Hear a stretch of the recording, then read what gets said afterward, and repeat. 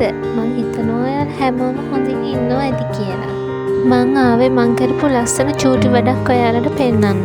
මේක හරිම ලේසියෙන් හදාගන්න පුළුවන්. මං හිතුවා ඉතින් ඔයාලත් එක්ක ඒක ෂෙයා කරගත්තොත් හොඳයි කියලා. මුළු ගෙදරම ලස්සන කරන, සුවඳවත් කරන, ලස්සන චූටි ඉටිපන්දමක් හදාගන්නේ කොහොමද කියලා තමයි මං අද ඔයාලත් එක්ක ෂෙයා කරගන්නේ.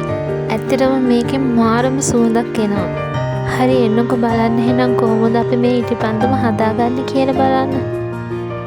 ලොකු මුදලක් වැය කරන්නේ නැතුව අපිට චූටි මුදලකින් මේක හදාගන්න පුළුවන්. අපේ ගෙදර සුවඳවත් තියාගන්න මේක මාරම වටිනවා. හරි අපි බලමු දැන් මේකට මොනවද ඕන කරන්නේ කියලා. මුලින්ම අපිට ඕන කරන්නේ ඉටිපන්දම්. ඉටිපන්දම් කියවහම අපිට කඩෙන් මිලදී ගන්නත් පුළුවන්. නැත්තම් අපිට පාවිච්චියට අරන් ඉතුරු වුණු ඉටිපන්දම් මේකට භාවිත කරන්නත් පුළුවන්. මුලින්ම අපි ඉටිපන්දම් ටික රත් කරලා ඒක දියරයක් බවට පත් කරගන්න ඕනේ. ඒකට අඩු ගින්දරේ වාචනයක් ලිපේ තියලා ඒකට ඉටිපන්දම් ටික දාලා අපිට ඒක තිය කරගන්න පුළුවන්. ඊට පස්සේ අපි කරන්න ඕනේ ඒකේ ඉතුරු වෙන නූල අරගෙන මේ පේන විදිහට කෝටුවක් ආධාරයෙන් ඒක මැද්දට තියෙන විදිහට රඳව ගන්න එකයි. ඊට පස්සේ ඔයාලට තියෙන්නේ දිය කරගත්ත ඉටි එකට සුවඳ වර්ගයක් එකතු කරන එක. ඔයාලට කැමති සුවඳ වර්ගයක් එක් කරගන්න පුළුවන්. මම මේකට එක් කරලා තියෙන්නේ කුරුඳු තෙල් යොදා ගන්නත් පුළුවන්. ඊට පස්සේ කරන්න තියෙන්නේ රත් කරගත්ත සුවඳ දාලා තියෙන ඉටි වතුර එක අපි වීදුරු වාචනයකට දාගන්න ඕනේ. ඔයාලට අවශ්‍ය ප්‍රමාණය හැඩයකින් සහ ප්‍රමාණයකින් ඒක යොදා ගන්න පුළුවන්.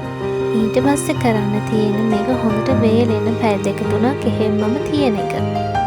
මට කියන්න බැරි වුණානේ මේකට ඔයාලට කැමති කලරින් එකක් එක් කරගන්නත් පුළුවන්. එහෙම වේලගත්ත ඉටිපන්දම තමයි දැන් අපි ගාව මේ තියෙන්නේ. වේලුණාට පස්සේ හිමීට මේ නූල අයින් කරගෙන නූල වැඩිපුර තියෙන කොටස අපිට ඉවත් කරගන්න පුළුවන්.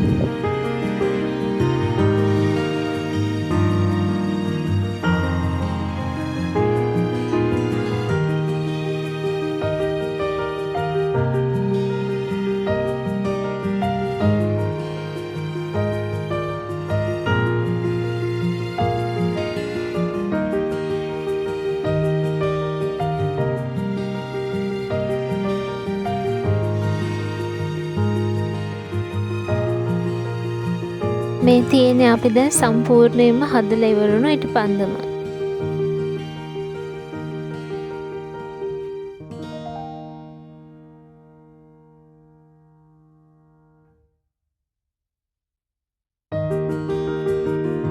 ඉතින් ඊට පස්සේ අපිට පුළුවන් මේක අපිට කැමති තැනකින් තියෙන ලස්සනට දල්ව ගන්න.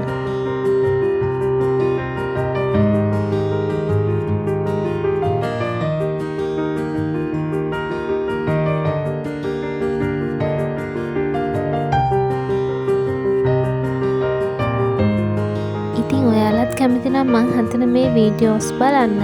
ඔයාලා දිගටම මාත් එක්ක රැඳී සිටින්න. ආයෙත් අපි ලස්සන චූටි වැඩකින් හම්බෙමු.